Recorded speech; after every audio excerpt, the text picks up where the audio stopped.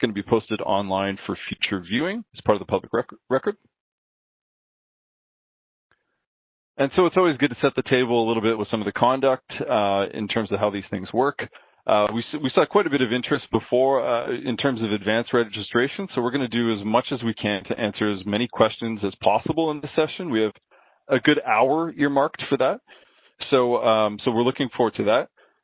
If you want to ask a question real time, if you want to write into the Q&A or email the planner, that's Shauna Kerr and myself, your comments, those are three ways that you can engage in this, but we'll get to that after we do the presentations from the planning side and from the applicant side. So we'll walk you through on how that works, but so if you have questions as we run through the slides, please take note of them, and then we'll ask you to submit them in those ways. So you can write in, you can raise your hand, but again, we'll walk you through that. And finally, be respectful and be courteous. This is early days for this application. We're really interested in hearing what you have to say as we go through the iterations and improve it as we go through the review process. So we acknowledge today that we're meeting on the land of the traditional territory of many nations, including the Mississaugas of the Credit, the Anishinaabe, the Chippewa, the Haudenosaunee, and the Wendat peoples, and it's now home to many diverse First Nations, Inuit, and Métis people. We also acknowledge that the City of Toronto is covered by Treaty 13 and the Mississaugas of the Credit, supported by the Williams Treaties signed with multiple Mississaugas and Chippewa bands, and is within the territory of the Dish with One Spoon Treaty. So we have two segments to our consultation today. The first is going to be introductions and presentations. So you're going to hear the city side, then we'll let the applicant walk you through their proposal with a bit more detail. And then we have the final hour that's earmarked for questions, comments, and then I could close out with next steps. So I'm going to introduce the city side. I'm going to let Tony introduce the applicant side, and then I see we have Councillor Bradford on the line here. After the city and the applicant makes their presentations, we'll let the councillor kick off our session with a few words. So again, my name is Colin Wolfe. I'm a planner with the City of Toronto. My colleague Shauna Kerr is going to be taking on carriage of this file from a planning perspective, so we can welcome her aboard.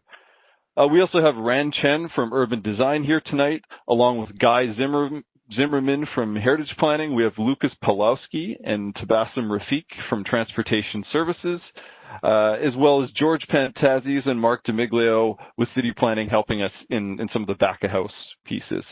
So go ahead and introduce your team, Tony. Colin, thanks. And good evening, ladies and gentlemen. As Colin indicated, my name is Tony Volpentesta. I'm a planning consultant and a partner with the firm Bousfields. Tonight, the panelists that will be joining me as part of the Q&A session, because I will be leading the presentation itself, include Enzo Carrazza. He's the project architect from Graziani Carrazza Architects. I'm also joined by Robert Keel. He's a transportation planner with Lee Consulting, and Evan Manning from ERA Heritage Consultants. Although not a panelist, I want to acknowledge the work and efforts of David Morse, an associate in our office. And I look forward to presenting the proposal to you. But first, I will turn it back to Colin, and good evening to everybody out there, and good evening, Councillor Bradford. Thank you. Okay, thanks, Tony. Councillor Bradford, would you like to say a few words? Sure. Thanks very much, and thanks for all the folks on the line tonight. I'm very excited to be a part of this community consultation.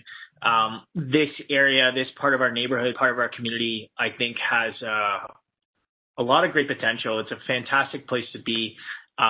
I know that this particular intersection of Queen and Kingston really is kind of the gateway to the beaches, and it is close to the heart of our community. I know we are doing this online, so we posted this obviously through my newsletter that I know a lot of you probably subscribe to, as well as social media in all of the kind of local Facebook groups. So it's great to see some people on the line. I know it's a bit strange to be doing it online, but we are a few months into it now. And after having done a few of these online meetings with folks, I do find that it's a good way to, provide some flexibility to engage for folks to engage from home, and also make sure that we have an opportunity to have everyone heard. sometimes it can be intimidating or whatever, going to a microphone in the bottom of a church basement. This way you can just come off mute, ask your questions, engage. You can hear the applicant respond to your questions and your concerns. And it's a great way for me. I'll be sitting here typing away, taking your feedback as well. So about tonight and the application, over the past year, I've heard from a lot of folks, who have had concerns about the future of Murphy's Law. And many people reach out to me and refer to this as the Murphy's Law application, as opposed to the specifics of 1684 to 1702 Queen Street East. So, for all of us, it's a Murphy's Law app. And, I've certainly spent some time both on the upper deck, upstairs patio, as well as the one down on Queen Street. And it is such a fantastic facility. It's a beautiful building. It's a part of our heritage and has been a staple in the neighborhood. The good news is the application, the proponent here is proposing to preserve Murphy's Law. I know that I've had correspondence and feedback from a lot of folks who have been concerned about that. And that includes preserving the rooftop patio. So, I'm happy to be, have an applicant here who understands the significance of this site and how important it is to people in the community. I think many of the conversations around that preservation piece has been around how do we make a building that has existed historically more accessible to the community. If you've been in there, and I know you have, it can be challenging getting up and down the stairs in the corridor there, all the different landings. Because as important as preservation is to the community, it's my view, and I think the staff's view, and probably your view as well, that it's accessible for everyone in the community as well. Currently, there is a problem with accessing the second and third floors for the reasons as anyone who's been in there. We need to make sure that it's a rooftop patio for everyone with different abilities. I hope, and I'm expressing this here tonight for the developer to hear, that this is something that they're going to consider in their application. And I know that there'd be a lot of support for that as well. I think also, with so much of the excitement around the Murphy's Law piece, it is certainly not the only focus of this development application. Right now, we are, of course, experiencing a housing crisis in the city of Toronto. COVID-19 has exacerbated that, and I'm extremely mindful of doing things in a way that is sensitive and integrates well with the surrounding community, but also, helps bring on more supply and more housing into a city that desperately needs it. Part of this particular parcel is a mixed-use site. So something that the developer is looking at is childcare on the ground floor as part of the commercial space. We have a ton of young families in the East End here. There's a huge need for childcare. That too has been exacerbated by COVID-19. And so there's a lot of details to work out here, but I think a lot of folks could appreciate how much how much of a need there is for childcare. There's also a discussion on how to make better use of Penny Lane as a public space. I'm looking forward to seeing how that part of the application progresses. I think when you look at it right now, it's really focused on ingress, egress, loading. But is there an opportunity to give that back to the community and make it something more of a prominent public space, more accessible? As we have talked in our conversations, with the folks who are on the line here tonight, our residents, Queen Street East is going through a great deal of change with other major investments like Live Nation across the street that will open once it's safe to do so. As well as new projects at Queen and Coxwell that will be under, our flagship affordable housing project, Housing Now. That's very exciting as well. And so it's my responsibility to work with you, our residents, to make sure that this growth happens in a really thoughtful way that is actually additive to the neighborhood. Not a negative, but a benefit. Not detracting, but investment. From being part of our community, I know that the majority of us here are problem solvers and doers, and that we want to work towards finding solutions that address the challenges that, Toronto and the East End are facing. I can tell you I've received emails from folks who want to stop this development entirely. some of the reasons are, the preservation of the heritage building there, which I spoke to, concerns around construction and traffic and those impacts, and just concerns around additional development. And I'll be very upfront with everyone. The city has a requirement via the Planning Act, provincial legislation, to review all applications that come before us. And tonight's process for a zoning bylaw amendment, that is what we're doing tonight. So, it's our job. My job as your councillor, you as the community, to hold landowners accountable and make sure that they take the responsibility and privilege of developing in this community really seriously. The other thing, though, that comes with these applications, of course, is concerns around construction. Those are real, they are legitimate, and I want to be, while we are focusing on planning tonight, but if it comes to a point when we are going to build this thing, the developer will need to have a plan to provide construction management plan and a communication plan with the residents, which meets my approval, meaning it meets our approval as a community, and I want that done before the site plan is approved. So that's a message to staff. That's a message to the applicant. We are going to have a construction management plan here. This particular intersection has been through a lot with track realignment and TTC work over the past year. So we need to do everything we can to manage those construction impacts if the project's going forward. And I want the developer to prepare a comms plan, communication, have a website with the updates on when you're going to be doing the things and making sure that we're getting mailers out on all of the key milestones. I think that's going to be important, and I'm going to ask you right now to move forward with that. If folks on the line want to be a part of that process, shoot me an email at the office, and we'll get you involved at the right time. And the last thing I wanted to touch on is, I did want to take a moment to acknowledge the temporary women's shelter that we have in the former Days Inn site.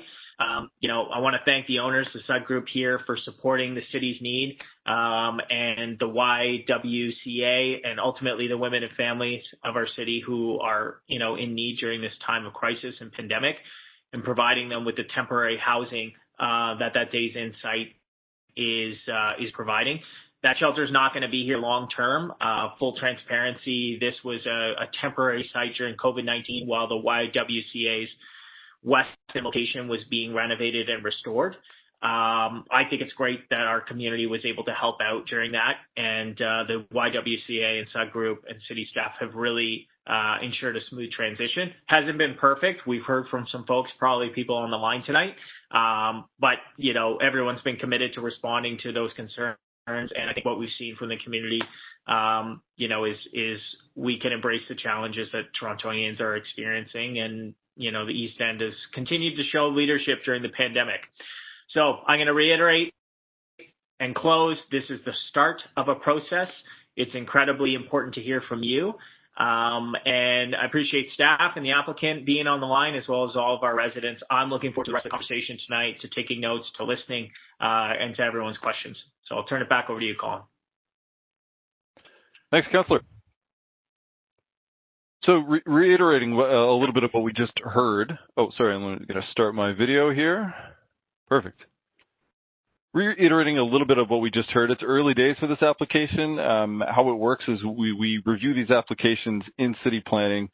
Sometimes it goes through 2 circulations of that application. We get comments from city divisions. We hear from the community. Sometimes it's 7 or 8, right?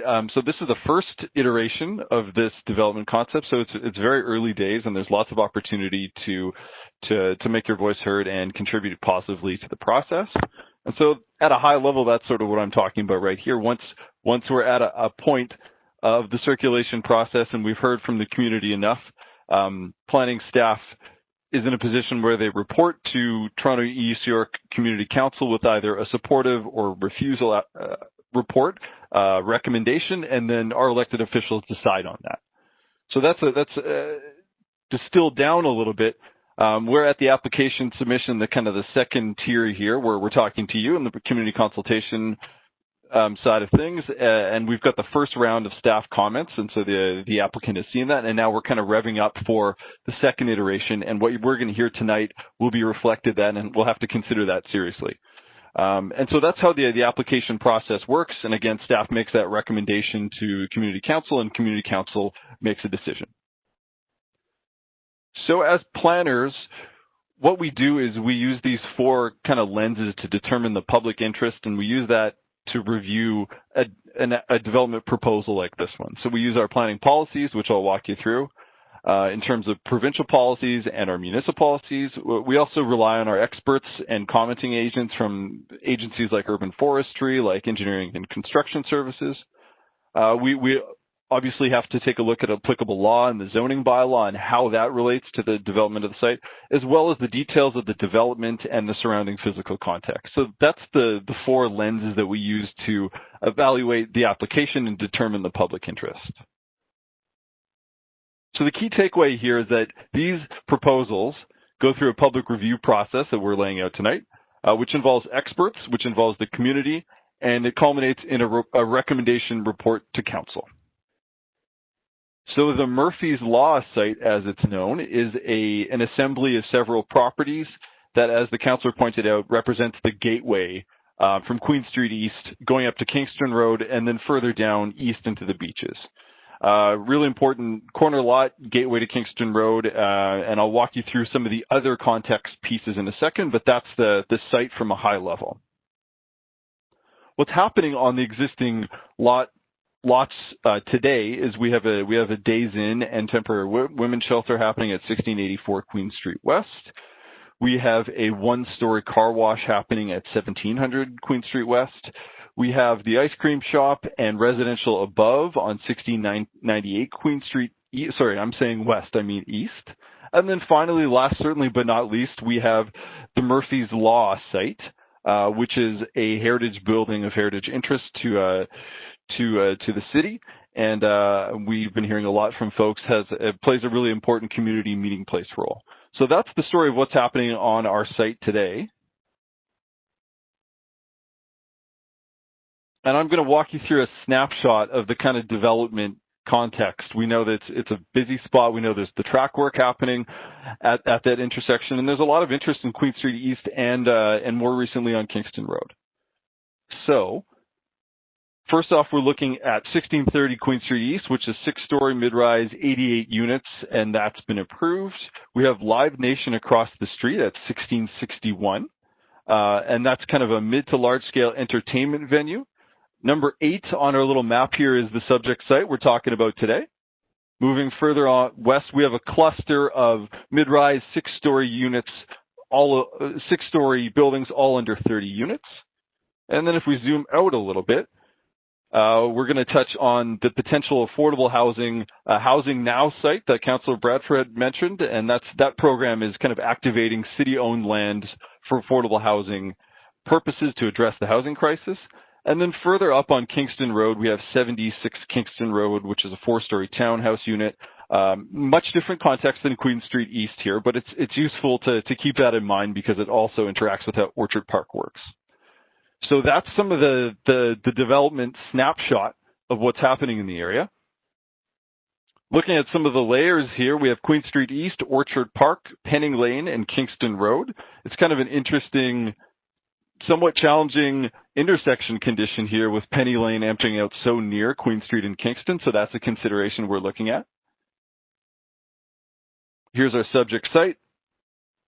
We know that the supporting park infrastructure is really important, and it's in fairly good supply here as it relates to the nearby site. We have Orchard Park to the north, Woodbine Park to the south, and an extensive park network going even further south to the water.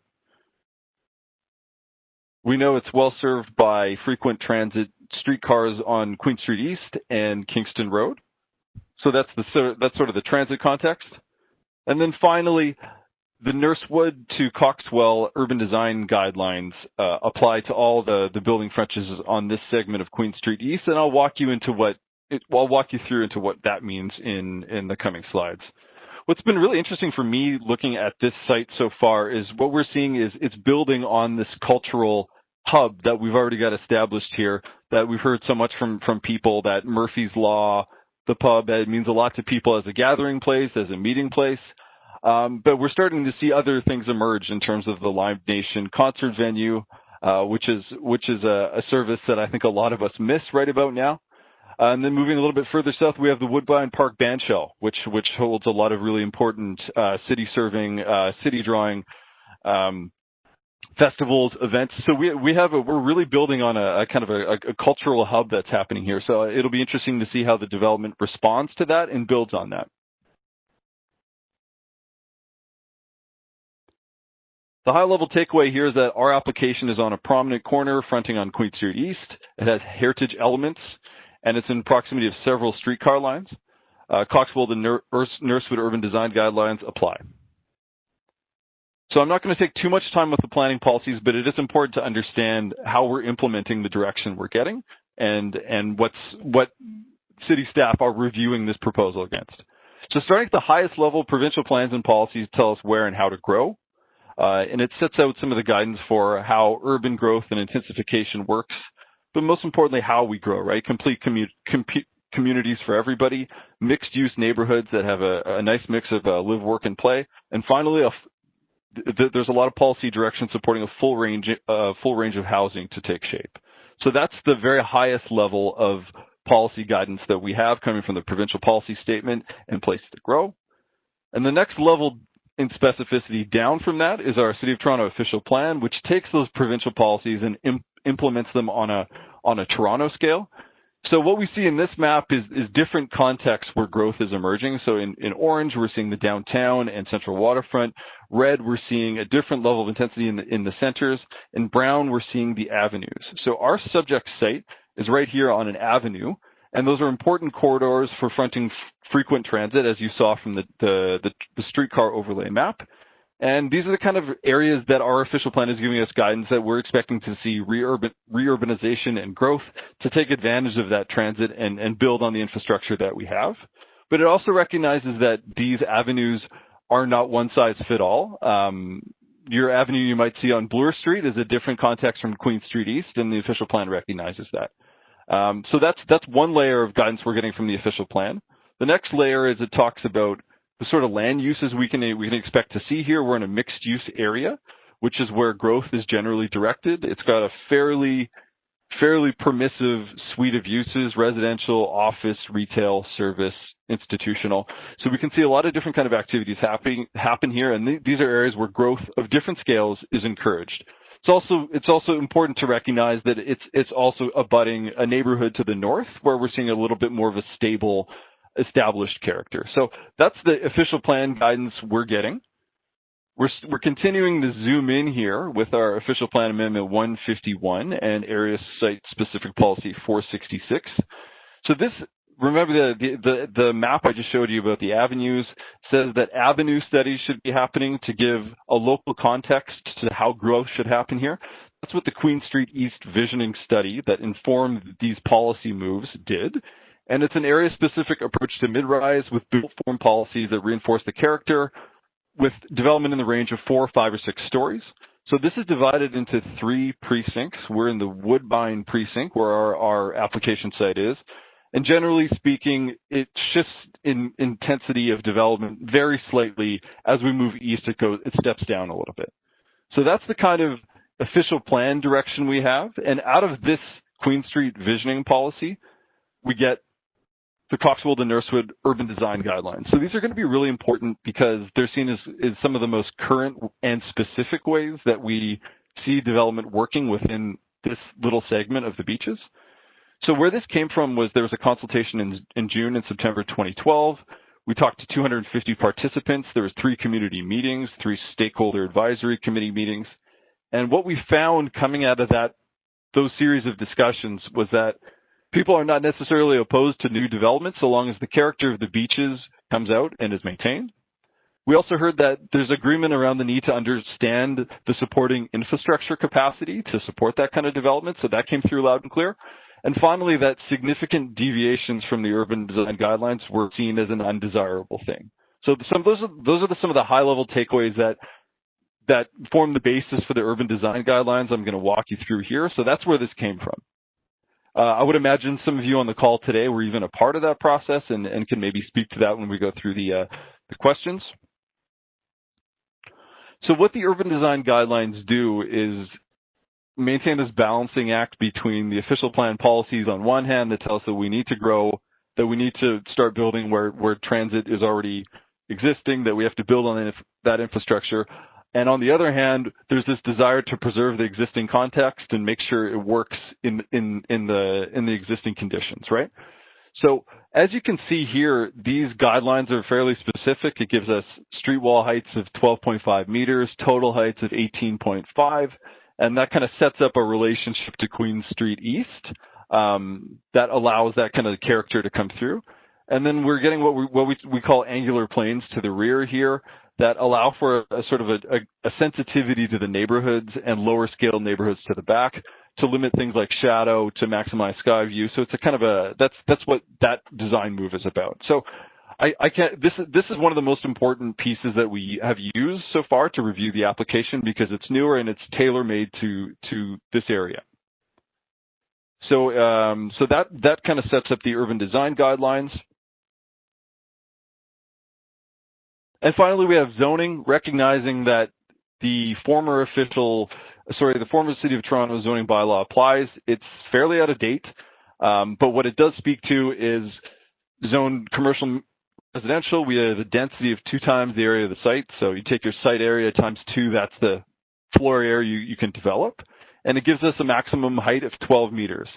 But it is important to point out, just for clarity's sake, that if we went and built something to what the urban design guidelines were telling us, so we would still need to change the zoning map because it hasn't been updated for quite some time. So I just want to reiterate that the urban design guidelines do represent the most recent thinking about how this segment of Queen Street East is to advance.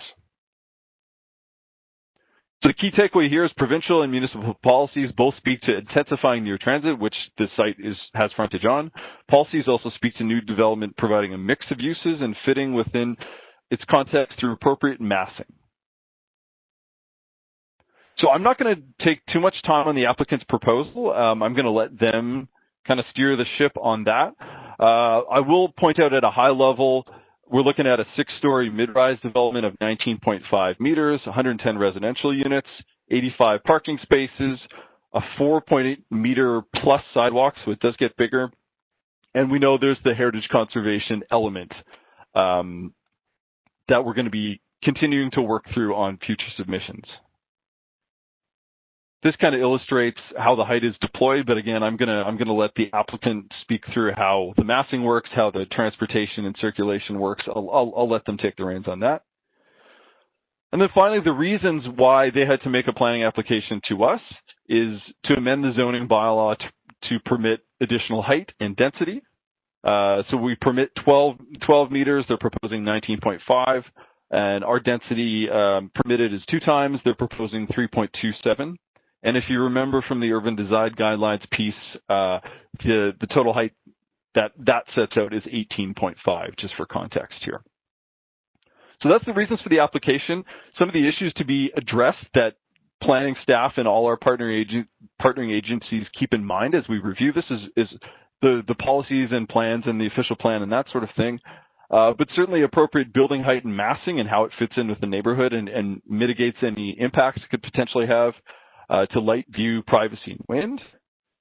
And we know that heritage is a big piece, and that's been the subject of much conversation internally so far. So we're really interested on what we have to hear back from you based on the applicant's presentation today. We know that there's some transportation impacts in terms of the access, the laneway, and parking, and that's kind of related to the public realm enhancements. Is there an opportunity for some of the laneway network to do double duty here and provide a nice public realm amenity to the surrounding neighborhood? So these are things we're thinking about. Finally, amenity space configuration and the unit mix of family-oriented buildings. So that's not an exhaustive list, but that's a few of the key pieces that came up on our review so far. And with that, I'm going to turn it over to the applicant to walk us through their presentation, and then finally I'll kind of set up a few pieces of how the question and answer period works after the applicant delivers their presentation, and we can take it from there. So I'm going to pass it over to Tony to walk us through the application. Thank you, Colin. just a question to Mark. Thank you very much. First of all, good evening again, Councillor Bradford, members of the community. My name is Tony Volpin-Testa. I'm a planning consultant and a partner at a firm called Bousfields. For those of you that joined us late, for your benefit, I am joined this evening with the following panelists. We have the project architect, Enzo Carrazza, who's joining me this evening. We have Evan Manning, who's a heritage expert, who will also be joining me to answer any of your questions, and Robert Keel, who is a transportation consultant, and author of the Transportation Impact Study. He'll also be joining me this evening to answer your questions. We look forward to presenting the overall proposal to you this evening. We look forward to your input and comments, and certainly look forward to your questions this evening. So first and foremost, and I thank Colin and Mark for their help in kind of the logistics of arranging this meeting. I know it's highly unusual, but let me start from the beginning. The application was filed a year ago, so with the passage of time and certainly with the onset of the pandemic, a year is a long time since the original application has been filed. We have had the benefit of having some input of a technical nature that covered a wide range of topics, including planning, urban design, transportation, heritage in particular, which we know how important the heritage aspects of this site are to the community, and we certainly know how important this site is to the community itself and how much of a landmark site it is and a gateway and entry into this community. So we have taken the opportunity in the passage of time to benefit from that input. And what you'll hear from me tonight, and Councillor Bradford has largely stolen the real thunder of the presentation, the passage of time means that there was some meaningful input from city staff. There was an opportunity to reconsider the proposal.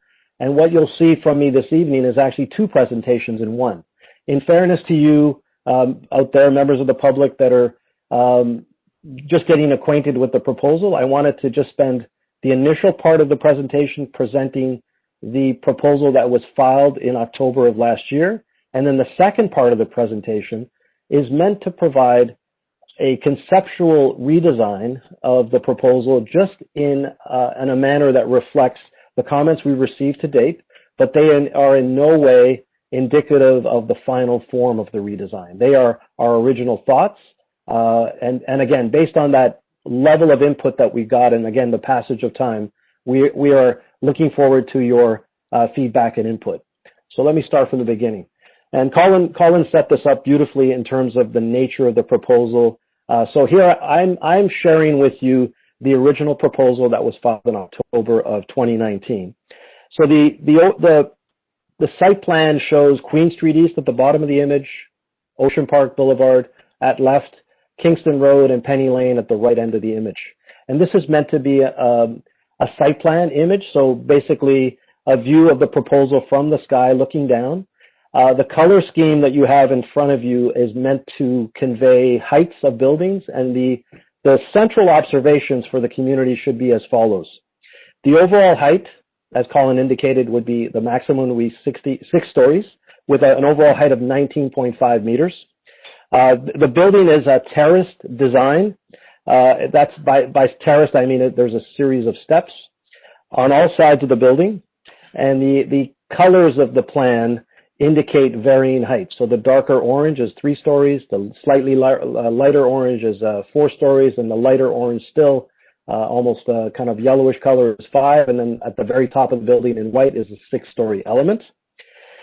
The design is based on a central courtyard, which is the southern aspect of the building, so the 3-story portion, atop which would be an outdoor amenity area is being proposed.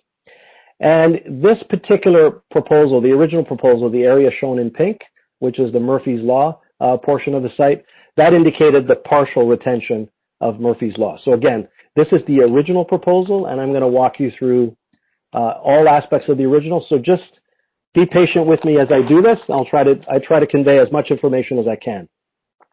The original design actually had effectively a level and a half of underground parking. The basement level at the right edge of the image shows the lower level.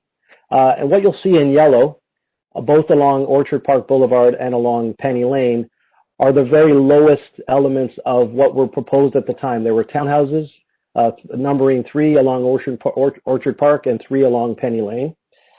The central access to the underground parking was provided, is shown in gray, there is an access to an underground garage. The ramp access is shown basically in the right half of the image of the basement plan. The exact location of the lobby and the exits are all the functional aspects of those attributes of the building are shown in pink. And the P1 level, so the further level of underground parking, is shown at the left edge of the image. Here is the most critical part of the proposal. So what's happening at the ground floor level? At the ground floor level, we have a residential entrance from Orchard Park. So the functional aspects that are more communal in nature are pink, colored pink. The yellow areas are residential. The blue is retail in this case. You'll notice that there was, as part of the original application, a large retail frontage, a large retail tenancy shown along the south end of the site. I've already indicated that there were townhouses proposed both along Orchard Park and along Penny Lane. And this is in terms of the functional aspects, again, the access to the underground parking and the ramp, that's shown in the in gray at the north end of the building. So the functional attributes of the whole building basically acknowledge the retail importance of Queen Street East, the desire to continue that active and animated street frontage, and then the aspects of the residential building derive its pedestrian access from Orchard Park. And then atop of this ground floor, you have what should become evident as I scan through the progressive levels of the building. The floor plate gets progressively smaller as you go further and further up the building. So what Colin had described to you in terms of the angular planes that were prescribed in the urban design guidelines, they are meant to basically answer the question, how can a mid-rise building fit into its neighboring context? There was a great deal of thought in terms of the visioning study and certainly the urban design guidelines and the site and area specific policy about how a building like this would function in this neighborhood. And this is a further indication. So all the yellow would be residential units. The pink would be the corridor system, and the orange would be internal amenity area. So as we move our way up the building, you get into the 4th and 5th plan. Again, there's the outdoor amenity that I indicated before would be on the 4th floor. So above the 3rd story kind of courtyard configuration, you have the outdoor amenity area in green, and then all the residential units that are basically accessed via the central courtyard. And if you just compare side by side the floor plate size of both the 4th and 5th floor, it conveys this notional terracing that's happening on all sides of the building. Where there's balconies or terraces proposed, they're also indicated on the images that are before you. And finally, at the 6th floor, the floor plate of the building is its very smallest. So you have a very fewest number of units on that upper floor, and it has the same overall function in terms of the corridor system and access to units on either side of it. And just to emphasize a point made by Colin, these diagrams are intended to show how the building stacks up with important performance standards embedded in the urban design guidelines. So the image at the top, it would be the east elevation. So looking, Queen Street would be at left. The side elevation of Murphy's Law should be apparent to everybody in the community who's well aware of what the building looks like, so that it's shown in the upper portion of the site of the image and also on the bottom. I'll get to that in a second. So the various arrows and angles, for example, the 45-degree angle shown at the top image, are intended to convey a report card in terms of how the building stacks up to the various performance standards about height of a street wall, for example. In this case, along Queen Street, which would be at the left side of the east elevation, up 12.5 meters, and then a 45-degree angular plane from there. Similarly, the bottom, shows that same fundamental relationship. This is from the south, so if you're on the south side of Queen Street East looking north, Murphy's Law would be at the right-hand side of that image. And again, the dimensions and the angular plane are meant to convey how this building stacks up to these important performance standards. So there's no getting away from the fact that they were instructive in terms of informing our decision about how the overall building design would be shaped. But more importantly, they respond to the question about transition and neighborly interface in terms of how the building relates to its neighbors to the north, west, south, and east. And finally, this image is meant to show the same relationship and how we stack up in terms of the angular planes for the west elevation at the top and the north elevation at the bottom. So how the building would look from the north end of the site looking south. Again, all the angular planes are shown, and all the angular planes are shown to be adhered to. This was the rendering that accompanied the original application. So this rendering is basically looking in a northeasterly direction. Murphy's Law is indicated at the right frame. And this shows a kind of consistent street wall, both along Orchard Park and along Queen Street East. And it conveys the sense of a terraced building, ultimately reaching a height of 6 stories. What's not fully captured here is the extent of that central courtyard. The other key takeaway is Murphy's Law was partially retained. By partially retained, I mean aspects of a portion of the building being retained and not at the building in its entirety. The other takeaway here is the central courtyard where you see the vegetation in the middle of the frame. That's where the outdoor amenity area is proposed. And effectively, the big takeaway is, since the passage of time, it's been a year, what has the consulting team, the applicant owner who's intently listening in, what have we done with the passage of time? So this is the second part of the presentation, and in the absence of a drum roll, I will proceed to describe the redesign to you, and hopefully you're as excited as we are to present this to you. So the key observation here, and Councillor Bradford has highlighted this at the very beginning, we are, as part of this proposal, retaining Murphy's Law in its entirety. It's not facadism or partial retention. This is a true retention of a heritage building or a building with heritage attributes. We know how important this building is to the community. We certainly heard that loud and clear from the planning department, from the local councillor, and that was a priority number one. So the other important consideration, and I'll get to this a bit later, is I just wanted to point out to the fact that there's going to be a laneway that would effectively connect Penny Lane to Orchard Park. That's shown at the top end of this image.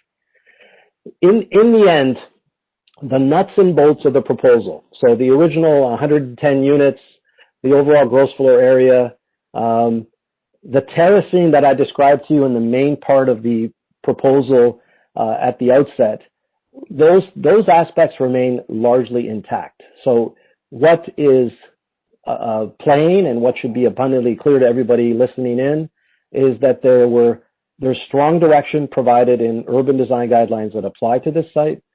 In no way did we deviate from achieving those key kind of urban design goals, so that when we talk about an angular plane and our ability to stay within those parameters, we're basically abiding by them. The only thing I would like to address up front would be, why are we asking for a slightly taller height of 19.5 meters versus 18.5 meters? Our answer is this, and this has become more, increasingly commonplace for other buildings in the vicinity. In order for ground floor retail to survive, so things like Murphy's Law, for example, in order for it to survive, it needs a higher floor-to-ceiling height than, say, 3.5, which was included in the original, and I think Colin rightfully called some of these things somewhat out of date. Certainly the zoning is out of date, but there's been an evolution in thinking even about how to make ground floor retail work. And the answer is in order for it to work, all the current retailers, Murphy's Law would be first and foremost on that list. You have to basically and effectively provide them greater clearance for their uses. So the ground floor is effectively a meter taller. So instead of 3.5, it's 4.5 meters. The rest of the 5 stories on top of that would be at 3 stories each. So if you add 15 plus 4.5, you arrive at a 19.5 meter overall height.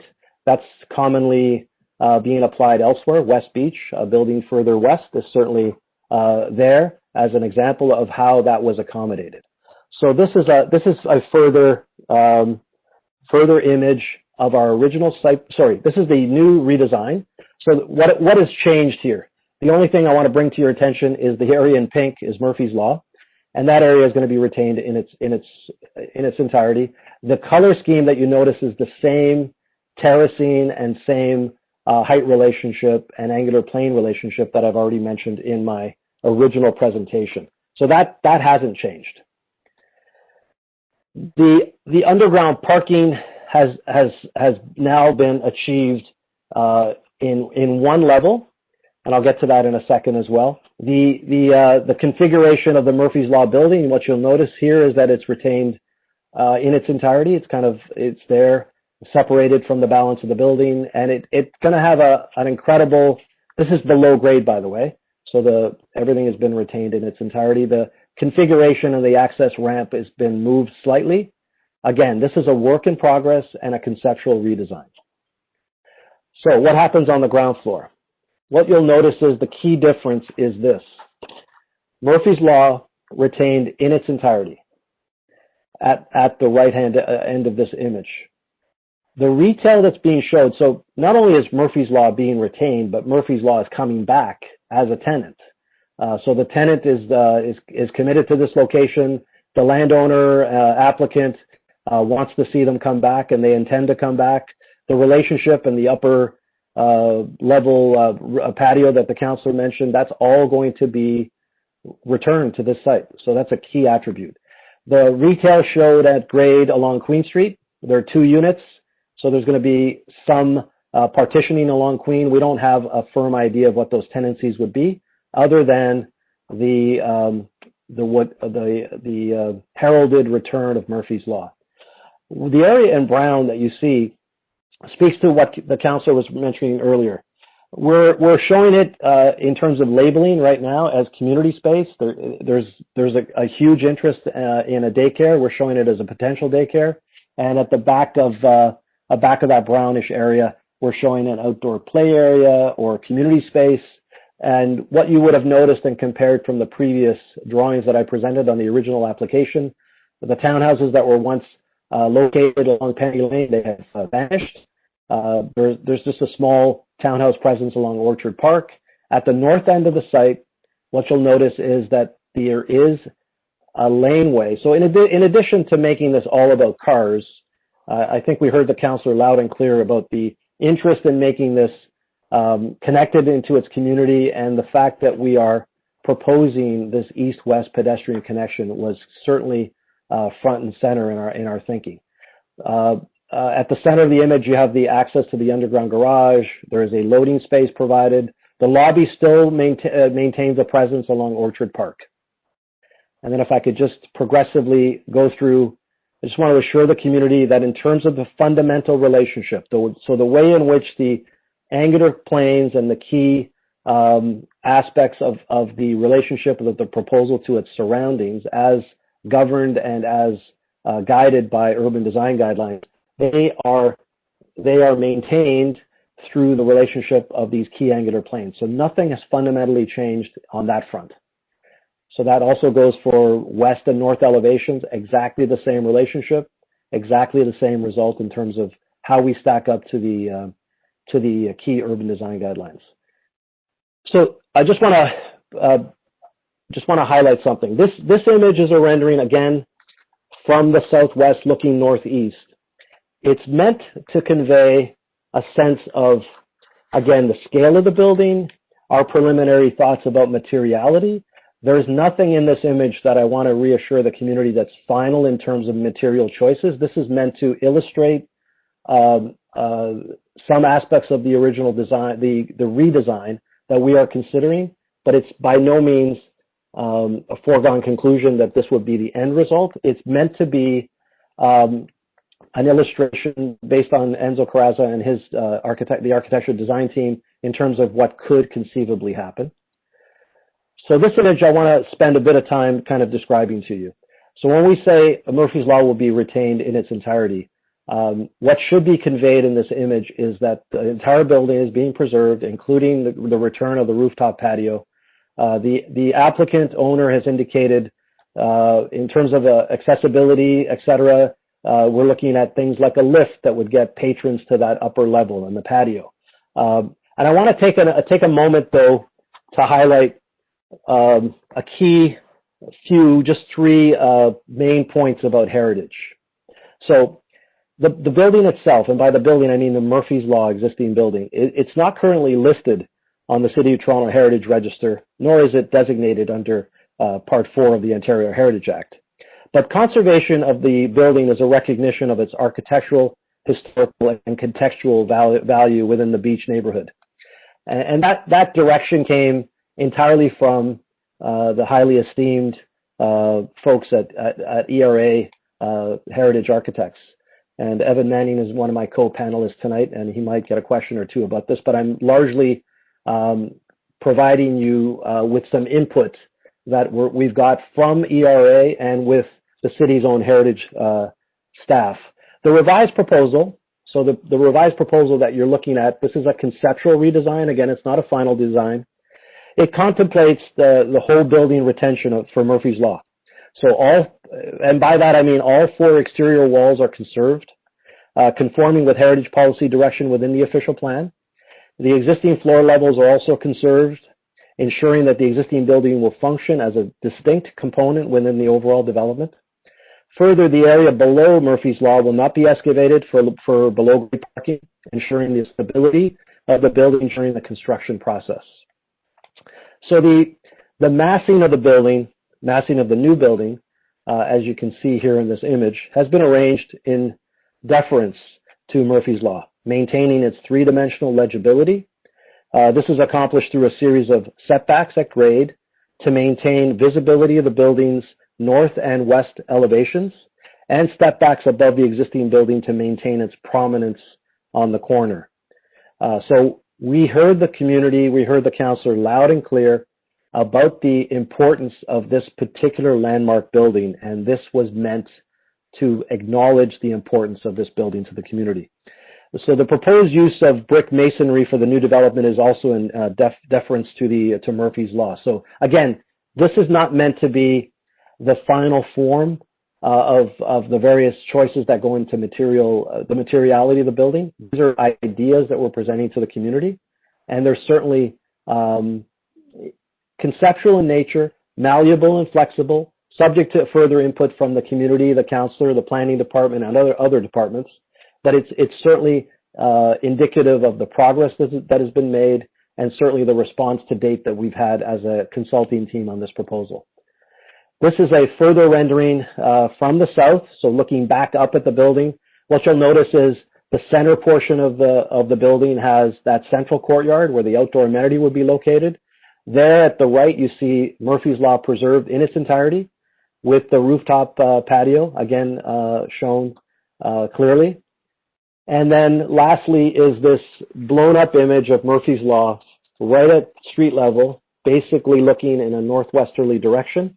And it's, again, it is intended to convey this notion that it's a full building retention. And it also, I think, shows how the new building can relate to the old building in terms of a compatible and contextual relationship. Those are my initial comments, certainly on both proposals. I am grateful for the patience that everybody has shown to allow us to kind of show both original proposal and the revised proposal.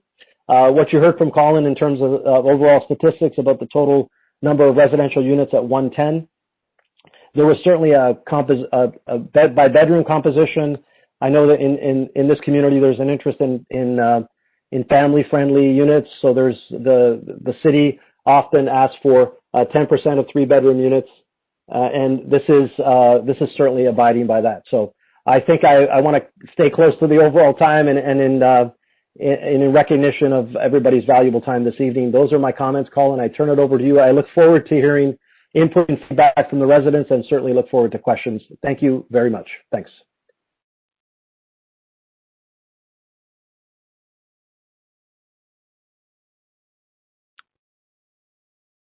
Thanks for that, Tony. Mark, do you mind switching back to my presentation? You might have to flip through these slides again. I'm not sure. And while Mark is doing that, yeah, just perfect. Thank you. Okay. So there's a few different ways that we can jump in and get the question period going. So there's the first one is what we call the raise hand option. So you can see it in your little icon on the side there. If you hit raise hand, you'll be placed in line and you can ask a live question. Hopefully you tested your microphone equipment and that's all coming through. So once you raise your hand, my colleague Mark will unmute you and then you can ask a live question to the floor. So that's door number one. Door number two is you see in the Q&A, just a Q plus A question and answer box at the very bottom to your bottom right. You can write in your question. That question then comes into a queue on our side. We've got some people working on the back end to organize them as they come in. And then my colleague Mark is going to read out that question, and it will either come to me or someone on the applicant team or one of our experts to speak through it in detail. So those are the two main ways you can engage in the question and answer period. There's the raise hand, and then there's the Q&A where you actually type in your question. So those are the two ways that we can get the conversation going. And of course, as you saw at the outset of the presentation, you can absolutely always do it the old-fashioned way and either give Shauna Kerr or myself a call or an email. I'll flash those. Here we go. And we can, if we don't get to your question today or you have something more specific, we're happy to follow up with you. Okay, so those are the three ways we can get this going. So I can just hear everybody typing away right now. So I'm going to just see if anything's coming in yet, and we'll take it away. We have a 4-part question from Camila. Any thought to sidewalk on Penny Lane? Parking limits on construction vehicles on Orchard Park during construction? Parking restrictions to Orchard Park residents only on Orchard Park post-construction, and entry to the parking lot on Queen Street. Colin, I could answer questions 3 and 4. And there probably are other members of your team that might be able to answer questions, part of answers 1 and 2. Well, let me answer question 2, even though I said I was only limited to 3 and 4. Question 2, parking limits on construction vehicles on Orchard Park during construction. That would certainly be handled in the construction management plan. That would be approved by city staff and also approved by the local councillor's office. In terms of question 3, parking restrictions to Orchard Park residents only on Orchard Park post-construction, it's very common citywide for developments of this nature to have restrictions on the ability to get a parking permit on surrounding residential streets so as to ensure that the adequate parking is provided on site. And it would not surprise me at all if Councillor Bradford ensured that anybody having the municipal address of this property would not be able to obtain an on-street parking permit. Question 4, entry to the parking lot on Queen Street.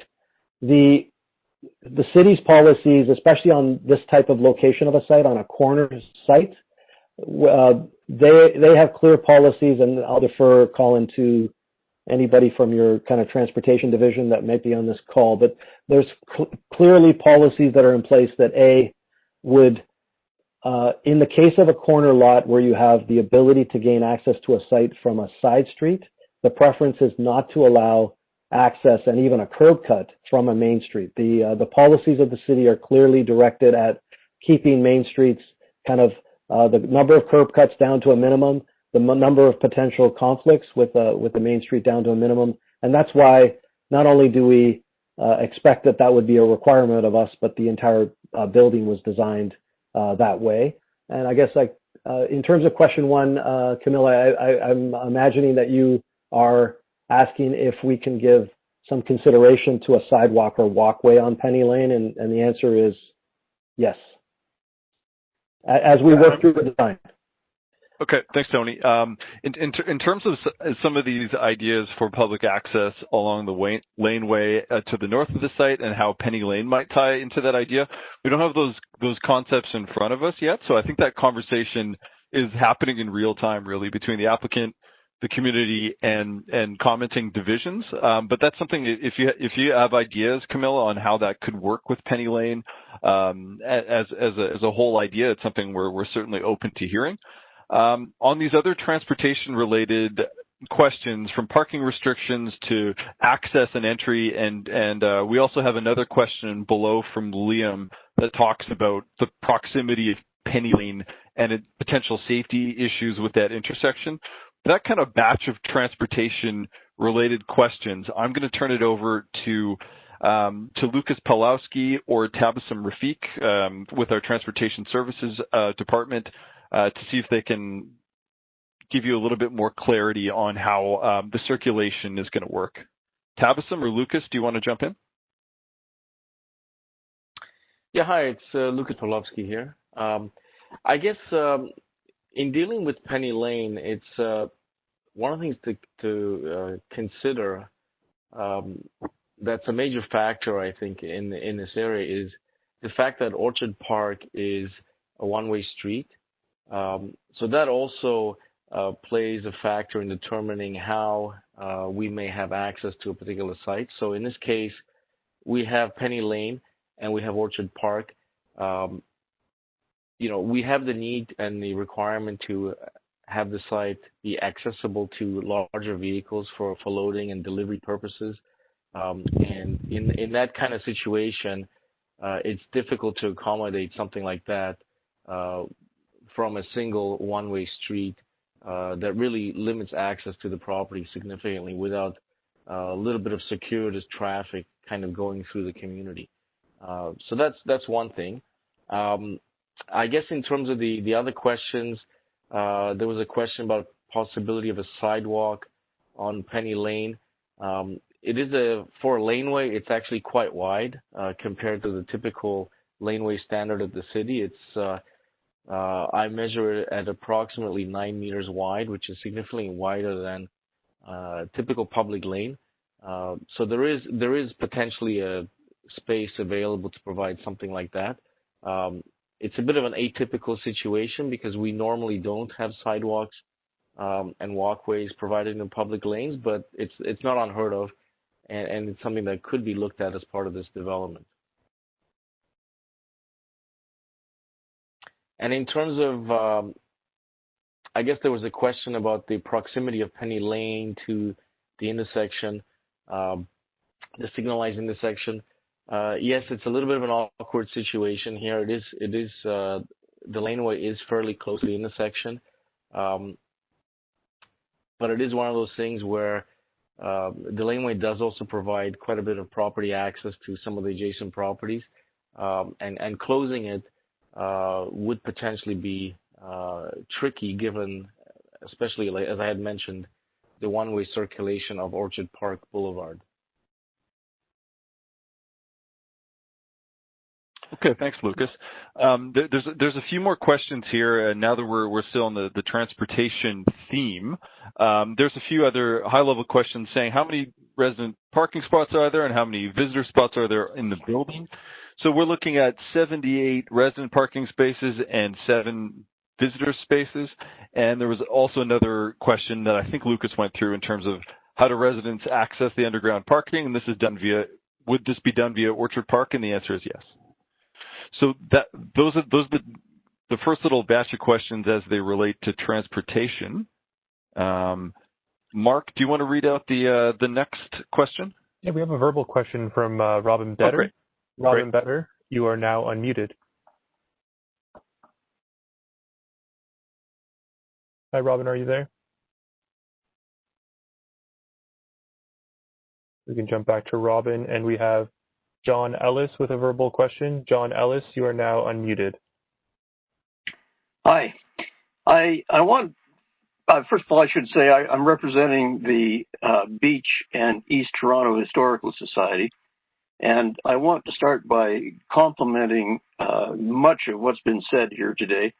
The retention of Murphy's Law intact is thrilling to me. It's one of the few remaining historic buildings in the neighborhood, and very important to us. I want to also congratulate on the heritage study that was done. We feel that it's one of the finest heritage studies on any part of the Beach neighborhood that we have seen, and we intend to use it as a reference for us. We do feel that there needs to be some recognition of Days Inn, in that, in our opinion, it's built on the same site as the Orchard Park Hotel, which was built in 1899. The Days Inn was originally built in 1936, and the present building retains almost all of the original architectural features. However, we appreciate that the building is not as significant as to merit its retention on the site. We therefore ask that there be consideration given to plaques on the main building in approximately the area of the current Days Inn, and one on Murphy's Law to point out to the public the aspects that make these buildings historical. I have one question. I'm not entirely clear, looking at Murphy's Law, whether there's any connection to the main building at all. In other words, do people from the main building have to go out and around in order to get into Murphy's Law? Thanks for your comments and questions. I'll flip this over to the applicant because they have the more updated concepts. So, Tony, if you don't mind, or Mark, if you can hand control over to Tony, and they can pull up the most recent working site plan, so we can kind of walk you through that question. Sure, and Colin, I'll rely on Evan and Enzo to keep me straight here. But the idea here is the Murphy's Law building would be its own freestanding retail tenancy. So there's no internal connection to the rest of the retail tenancies to speak of, because it's functioning kind of on its own. The manner in which the retention worked, and in order to keep it whole, that was the intention. And I think for safety, security reasons, that would not be unlike a retail tenancy at grade not having an internal connection to the balance of kind of a retail ground floor.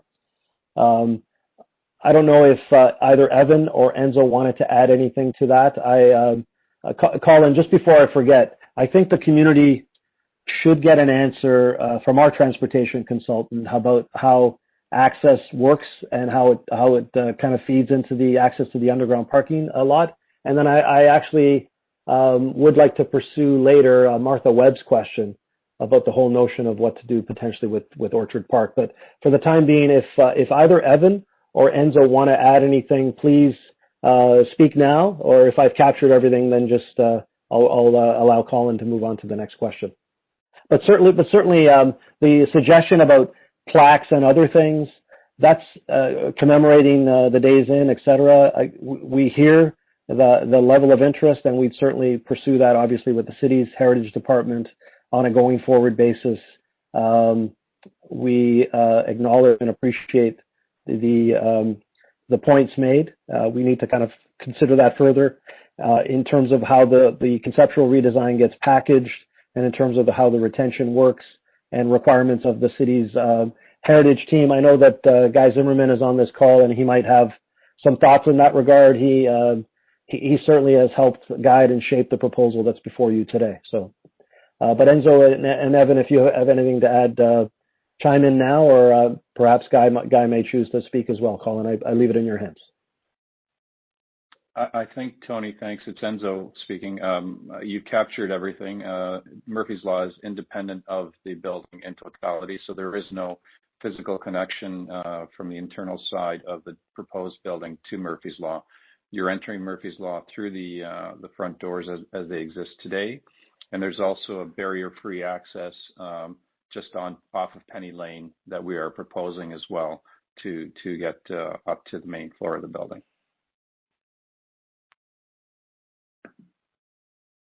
Okay, thanks for that. Guy, do you have anything to add on the heritage questions?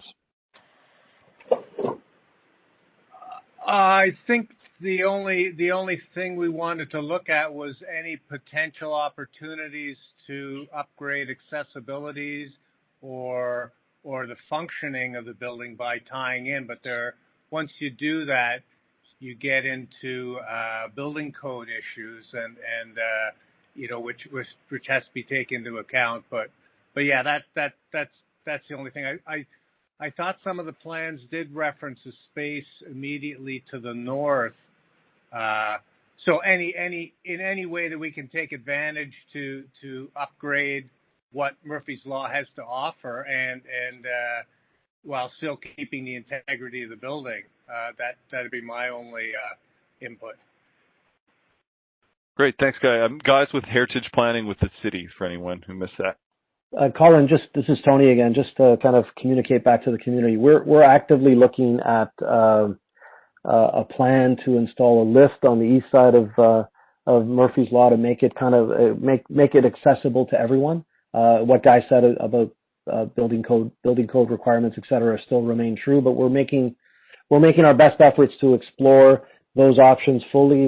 We acknowledge and appreciate how it would be, I think, ideal to make the building itself accessible. So that's a current consideration. And again, because this is a conceptual redesign, there's a lot of additional work to do. But that's where we're at the moment. Okay, thanks. We're going to go back to Mark to see what our next question in the queue is. We have a verbal question from Robin Better. Robin Better, you are now unmuted. Hi, Robin.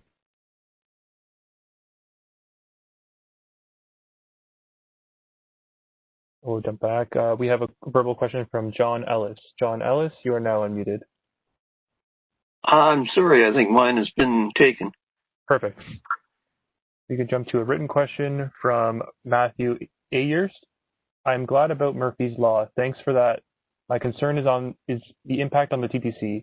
The route is already over capacity, and this will obviously be additive and put further stress on the route. The commute to downtown at peak hours from Geneva is now between 1 hour and 20 minutes on a bad day. Also, I'm concerned with the access to the parking of Kingston, a very busy corridor that is essential. Thanks for your question, Matthew. I think as you saw from some of the way that we set this up in terms of what the planning policies are asking for, the reason why avenues like this are slated as areas for intensification and reurbanization is because we want to take advantage of transit infrastructure and we want to make good on that. I hear you that not every transit route is spacious, and there's certainly some crowding happening. So we can hear that.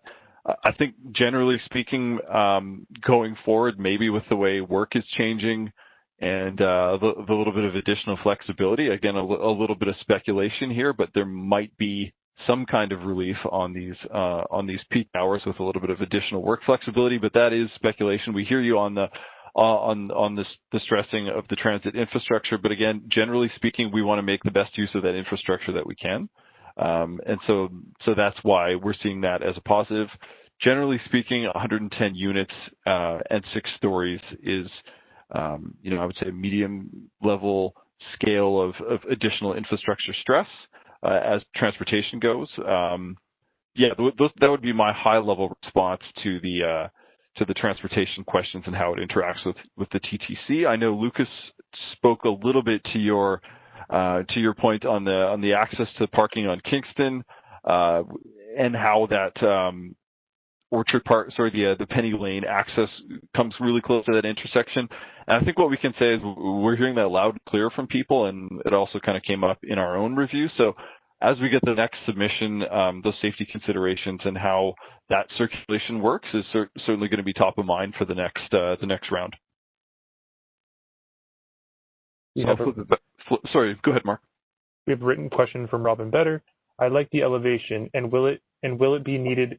It will be a needed improvement to the site. Will a car wash be safe for underground too, if possible? I can let the applicant team speak to that. Thank you, Robin, for your question. At present, there's no underground car wash proposed.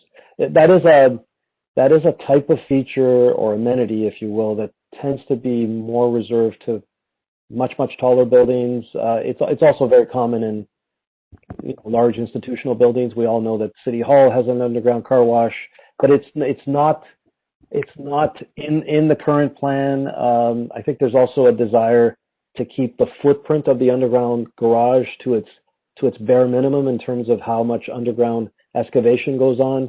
What the general public should appreciate is that excavating a site, bathtubing a site if necessary, these all add to complexities and cost. And if you had to locate an underground car wash, that would displace the amount of parking provided, and that could potentially lead to additional levels of underground parking, which would hugely impact costs.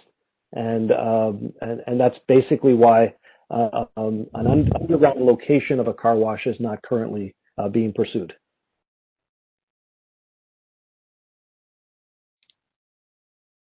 We have a written question from Martha Webb. Could the portion of Orchard Park immediately north of Queen Street be designated a two-way zone to allow resident access from Queen rather than driving all the way down Orchard Park? Thanks for the question, Martha. I'm going to put this to our experts, Lucas Pulowski and or Tabasum, to speak to that idea of a two-way zone. Hi, it's Lucas here. Could you just repeat the question for a second? Could the portion of Orchard Park immediately north of Queen Street be designated a two-way zone to allow resident access from Queen rather than driving all the way down Orchard Park? Okay. Yeah, I guess theoretically it is something that is possible. It has been done in other locations. The only thing I would caution and would add a little bit of complication with this is the width of Orchard Park Road as it approaches Queen Street right now has effectively, two traffic lanes. So effectively you have a space for left turn vehicles and right turn vehicles to be side by side. If you were to convert a portion of it to two-way, you would have some reduction in capacity on approach to Queen Street. So you would, without widening the approach of Orchard Park, you'd end up having a single lane per direction, which means you will have some additional delays on being able to access Queen Street. But theoretically, it is a possibility.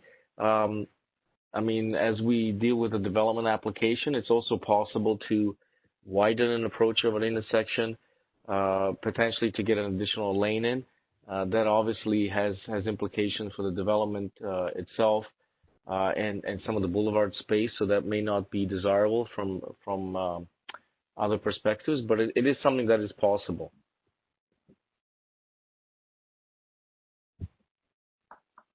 Martha, this is Tony from Planning Consultant on the project. So we would be, of course, interested in the wider community's perspective on this issue. It certainly came up very early in our original design considerations. And as Lucas described, there are definitely some complications and challenges. We hear you loud and clear in terms of simplifying the access to the underground garage and perhaps making that access a little more direct by having a limited two-way portion of Orchard Park that would effectively extend to the east-west driveway that's being proposed. But we would be certainly interested in the wider community's point of view on that important issue before we go any further. There's some transportation-related considerations. There's some design-related considerations, but certainly the wishes and desires of the community should be kind of heard as well. So I think through the Google Docs question and comment session, if there are others out there that feel equally as interested, it would be great to get an indication in terms of how much traction and interest there would be in pursuing this a little further. Certainly our transportation consultant, Robert Keel, has looked at it and assessed things. And I don't know, Robert, if you have anything further you'd like to add at this point. There's a question later on. I'll just tell Camilla that yes, the traffic study and the plan are all available through the city's website. So there's an application information center. Every single report and study and plan that was filed in relationship to this application is publicly available. So if you, and I'm sure Colin will give you the link itself. But Robert, if you have anything to add and anything else further you'd like to say, please feel free to do so. And yeah, to that earlier point about potentially looking at converting Orchard Park into two-way, that's something we've considered. We ultimately didn't recommend it to the applicant. But I mean, based on community feedback, if that's something that people feel is really necessary and that would lead to a shift in terms of the flow of traffic inbound to the site, that's certainly something we can consider going forward.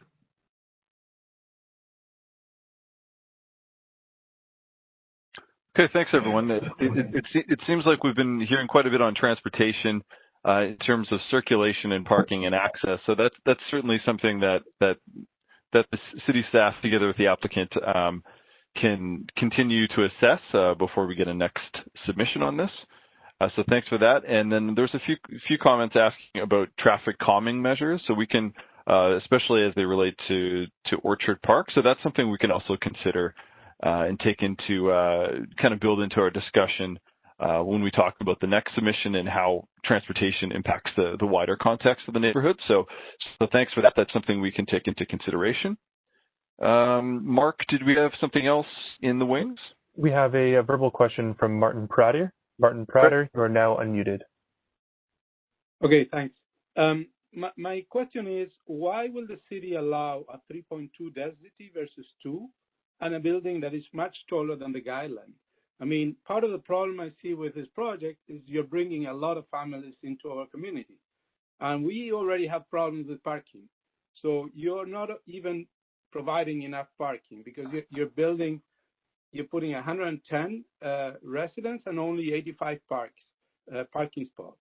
So that's one of my problems. The other one is the height. I mean, I see along Queens, a lot of the older buildings were four stories. Now you're proposing 6, and not even 6, you're going even over the city limit. So why is the city going to allow that, which clearly is going to impact all of the people that live in the community today? And okay, so go ahead. Shade, right? Because you're building much higher, you're giving us a shade because it's much higher than the rest of the houses and density, right? Okay, so thanks for your questions. I'll start with density. So as you saw when we set up the planning policies that apply, the density in the zoning bylaw says it's 2 times coverage, and what we're seeing here is I think 3.5 or something like that. So yes, it is above what the zoning bylaw is saying. But as I was trying to set up earlier on, that zoning bylaw predates 1986. In some cases, is even older. So it's not the most up-to-date planning thought of how we use our avenues like Queen Street East that do have frequent transit and amenities that we want to direct some growth to. So that's why that's the difference there. And then in what you're talking about height, the urban design guidelines, as we introduced earlier on in the presentation, probably the more up-to-date thinking, and that has a height of 18.5. What we're seeing here is just a meter above that. And the applicant walked us through a little bit of the ground story rationale for why they're showing an additional meter. But I want to be really clear that this is not necessarily something the city is accepting. This is something that we want to come to the community to really early days to have this discussion. So I don't want to present this as something that has the city's buy-in, because we're very early in the process. So it's good to hear these things as we can build them into our review process. But generally speaking, the height is not far away from what the guidelines are setting out, and we have an official plan, area-specific policy that talks to 6 meters height maximum here. So a lot of that Queen Street East visioning study and some of the consultations we had earlier on in the process, we came up with the 6-story height and some of the angular planes and how they step back to reduce that impact of shadow on the neighborhood. So the 6 stories is in line with what our official plan policies and studies, and we've done some massing and testing of models to try to limit as much as we can some of those impacts. So that's where the 6 stories is coming from. That's how it relates to the zoning bylaw that's enforced today. And those urban design guidelines are what we're reviewing the project against. So that's kind of the baseline of where we're coming from in our review process, but we can certainly take it back in terms of transportation impact. And it sounds like you're concerned about how this transitions down to the lower scaled neighborhoods behind Queen Street East. So we can absolutely keep that in mind as we continue to review this application. We have thanks. We have a written question from Liam Mitchell. How have you coordinated with the TTC on this proposal? So generally speaking, it's a short answer, Liam. We always circulate the TTC, and we let them know they're circulated all the drawings and the kinds of densities that are coming forward. So they're always in the loop in terms of what we're proposing. And if we're reaching some kind of upward limit of what they're able to support, they contribute comments to the process. We haven't heard anything yet in terms of the process that would discourage this kind of development from a transportation capacity perspective. That's the short answer to how the TTC is looped in. We have a written question from Mark Richardson. Can you provide some details on the potential daycare space, indoor and outdoor / square footage, and what would it correspond to for daycare capacity based on private daycare standards? It's a good question, Mark. I can pass that over to the applicant to talk through some of the work they've done on that potential daycare. Again, it is potential. It's something that we've yet to test out and have an official submission yet. But I'll turn it over to Tony and his team to walk you through that question. Thanks, Colin, and thanks, Mark, for your question. Right now, keep in mind, it's shown as community space and a potential for a daycare. We're showing it as 6,000 square feet in size. Enzo may know the exact size of the outdoor area. The exact capacity is subject to further review with the daycare providers and daycare standards, but the indoor size of the daycare, Mark, is 6,000 square feet.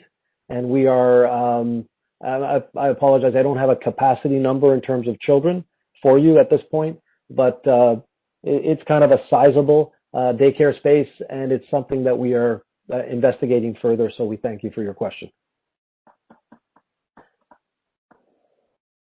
We have definitely thank Megan for her support of the project and the fact that I was about to read her comments here. So Megan Case has a comment. He says, no question here, just a note to say we are a neighbor across the street and are very supportive of this project. It will be a fantastic addition to this corner, and we can't wait to see it move along. We have another written question from Dula Osman. Would the site have any green pea parking? In the plan that was shown, it didn't show where the nearest green pea site or where additional parking was located. Mark, just before you move on to that question, I've had some feedback from my own team. The outdoor community space is about 1,200 square feet, and the capacity, sorry, I just got something a second ago. The capacity of the daycare is between 50 and 60 children. that's kind of the initial feedback we've got from a design point of view. So, Mark, I apologize for interrupting the question you just read. You might have to reread it. Not a problem. The written question from Dula Osman: would site have any green P parking? In the plan that was shown, it didn't show where the nearest green P site or where additional parking was located. Thanks for the question, Dula. I'm not sure where the nearest green P parking is. We know that the parking that proposed here is very close to what the zoning bylaw asks for, but that's something we can take a look at. I know with some of the parking configurations we have with buildings, we're getting things like we can do vehicle charging stations. There's more and more emerging ideas of what to do with vehicle parking, be it vehicle sharing, be it electric vehicle kind of approaches. So that's something we could also take into account where the nearest green Ps are and what that supply is. But currently, I don't think the proposal shows any green P element.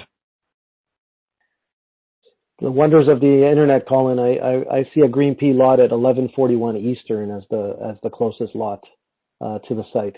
But you're quite right in terms of meeting parking demand on site and no dependence on any external supply of additional parking. We have a written question from Liam Mitchell. Enzo, how will you ensure this will be an architecturally remarkable building?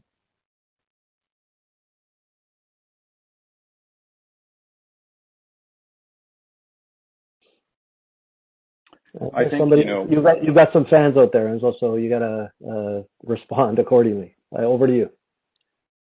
Thanks, Tony. I think that, we try to do buildings that fit in within the community, that respond to the community, and work with both the city and the applicant or the client to ensure that becomes a reality. I think you can see from our initial proposal to this revised concept that we were seriously considering a number of things, and that's, I believe, our response to a number of things that have had come up, both from the community and from the city. Our response, I believe, is indicative that we will ensure that this will be, a remarkable building for the community and responsive to the immediate neighborhood.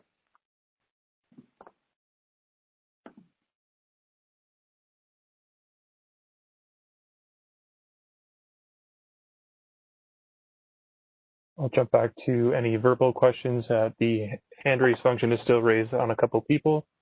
John Ellis, just confirming you don't have any other questions. You're now unmuted, John Ellis. No.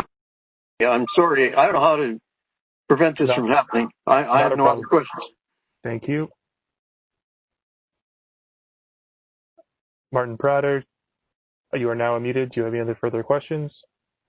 Yeah, I think I would like that they put more parking space if you're going to do a building like this with all this density, because if you're going to have only 85 parking spots and you have 110 families, and nowadays a lot of them have more than one car, it's going to be very difficult to park in the neighborhood.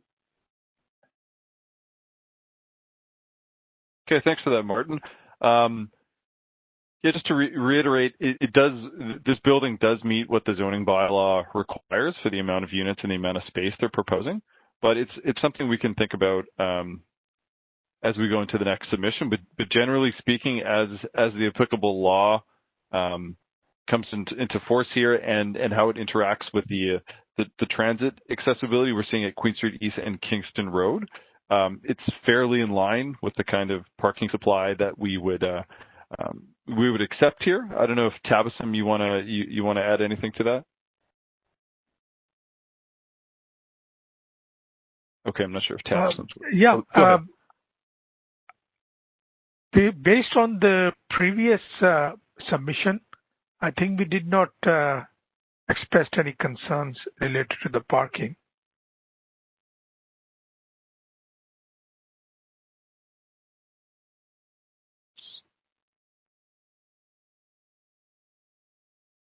But we can further look into it. I'm going to just jump in here. It's Councillor Bradford. I was just trying to respond to a question in the Q&A. Folks can send me their feedback at counselor_Bradford@toronto.ca, or even better, just copy me on whatever you're sending over to Colin and his team. With respect to the planning, the parking requirements here, we heard from the applicant and staff around this is, of course, on a transit corridor. Admittedly, the 501 is challenging at the best of times. I take that route. I understand and ride that streetcar in normal times on a regular basis. So I hear ya. I don't know if it was the original applicant presentation, but something that we have done on projects in Beaches, East York, and is increasingly common practice, is a project like this can be removed from the permit parking regime in the area. And, if that is something that residents are concerned about, I've heard a lot of concern around transportation impacts, construction impacts, parking impacts. I'm hearing you, Colin's hearing you, the applicant's hearing you. We can take that out of the resident permit parking application. I know some of those streets are challenging to secure parking right now. And, if the applicant believes that there is enough parking to move forward with the project, then that's fine. They're on a transit line, that's fine. We can take that out of the permit parking. And, if you choose to move into this building and you need parking, then that can be part of your decision. You secure the parking space when you purchase the unit.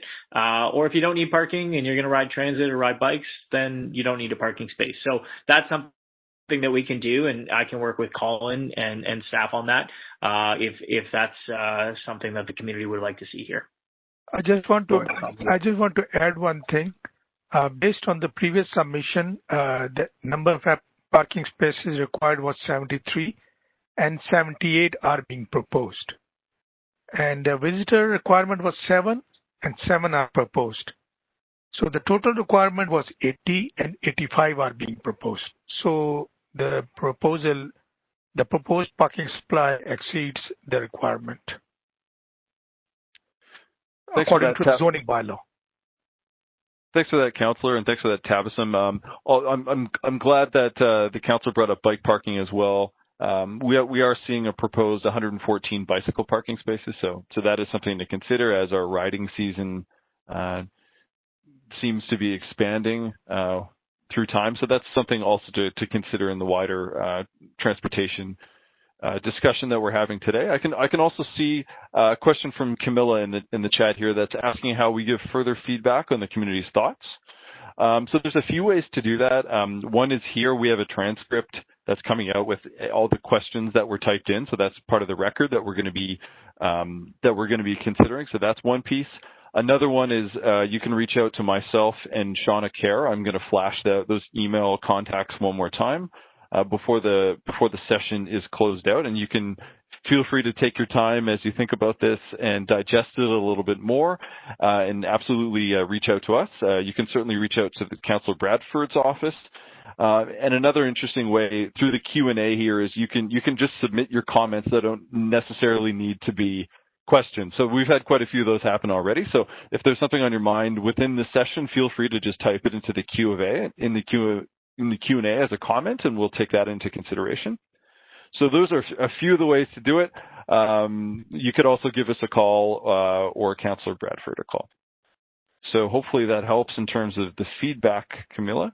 Do we have any other questions coming in, Mark? Yep, we have a verbal question from Jason Wilson. Jason Wilson, you are now unmuted. Great. Thank you. Just mirroring the concerns of another resident with regard to parking. Today, I live in the shadow of the 1630, the literal shadow of the 1630 condo development, which was also pushing the boundaries of the vertical space and inclined plane and all that good stuff. But literally, I'm in the shadow of that development and have been contending with noise and dust and debris, round the clock there. So it's not been an enormously enjoyable experience, and not looking forward to repeating it all over again with a new development just down the street. But that being said, for those of us who joined a little late, is there a submission on the Toronto website where we can look at some of the presentation materials or the plans as submitted, or has it entered the radar of of that website as of yet. Unfortunately, I was not able to join at the beginning. Sure, no problem at all. Thanks for your comment. I understand, especially on the we know there's lots going on here in terms of there's a bit of fatigue with construction, there's a track realignment, there's a lot of development interest, so we understand that that's impacting people. And Councillor Bradford did a bit of a segment to lead us off today that touched on construction management plans, which we require before any building permits are issued, but it's something that the Councillor's office is very much plugged into, so that's something you can reach out to Councillor Bradford's office to be plugged into that kind of process and kind of get some lessons learned from other developments happening. And then in terms of accessing these materials, as some folks heard earlier on in the presentation, there's this particular proposal has kind of two iterations because it was disrupted by COVID. So there's one that's live right now on what you can Google. It's called the Toronto Application Information Center. And then on that Application Information Center, you plug in the address, and then you have access to all the architectural drawings supporting traffic studies, tree studies, these kinds of things. So that's on there, but where this particular application is different because they've been in queue for so long, there's been some evolving thinking on heritage, some evolving thinking on how the transportation works. So the short answer is older versions of this proposal are on the website, and where the applicant is now is they're building in our comments today and city comments, and when they resubmit a revised version of this proposal, that will also be on the City of Toronto's Application Information Center. So that's where you can find that. But I'm getting a few comments from folks. They want to know if they can have a copy of this presentation, and we can certainly do that. There's going to be a transcript of this meeting with all the presentations and question Q&A posted on the City Planning Consultation website anyway. But if you'd like just a PDF version of this presentation, it's something we're happy to share. So please, again, reach out to Shauna Kerr or myself, and we're happy to provide that information.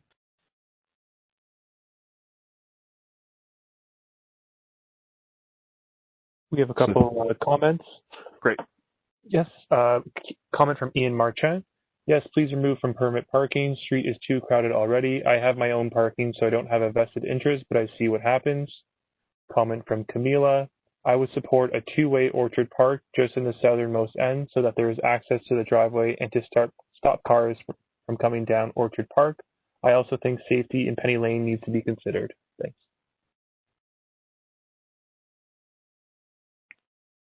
Thanks for those comments on transportation. We'll certainly make sure that they're built into our next review. And I know the applicant is listening on those pieces as well.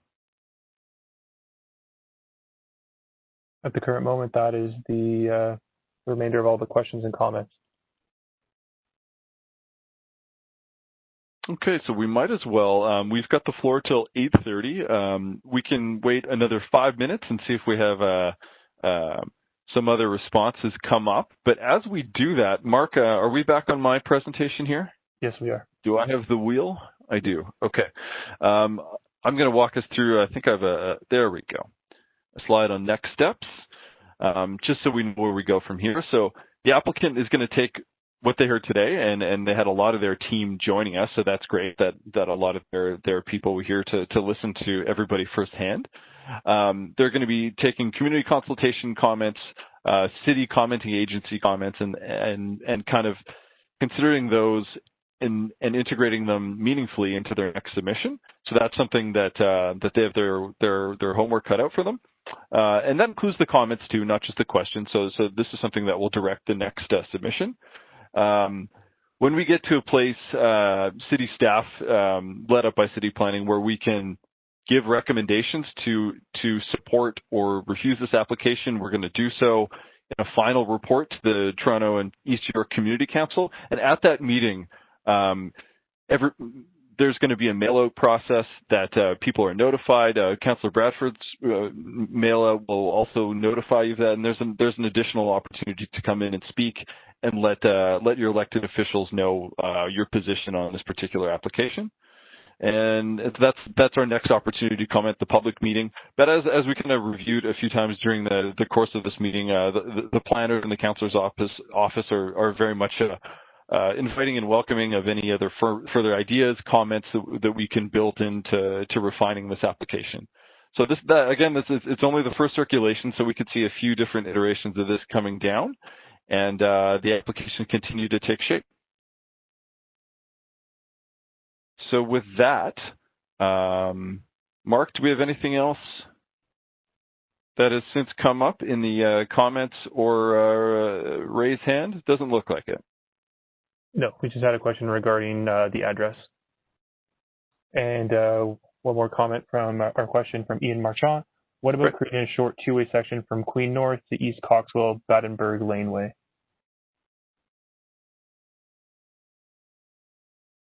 Can you repeat that one more time, Mark? Sorry. Question from Ian Marchand. What about creating a short two-way section from Queen Street North to East Coxwell Battenberg Laneway?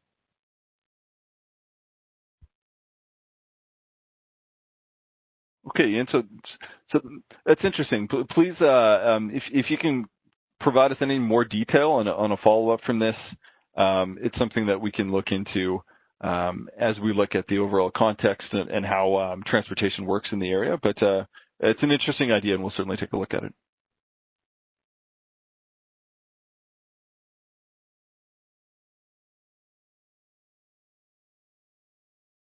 Seems like we have another comment coming in here. I can see it, Mark. This is coming in from Peter. Peter lives up on the street on Kingston Road, and he mentions that Councillor Bradford raised that we are in a housing crisis. Would there be any support from planning or Councillor Bradford to support 8 stories instead of 6?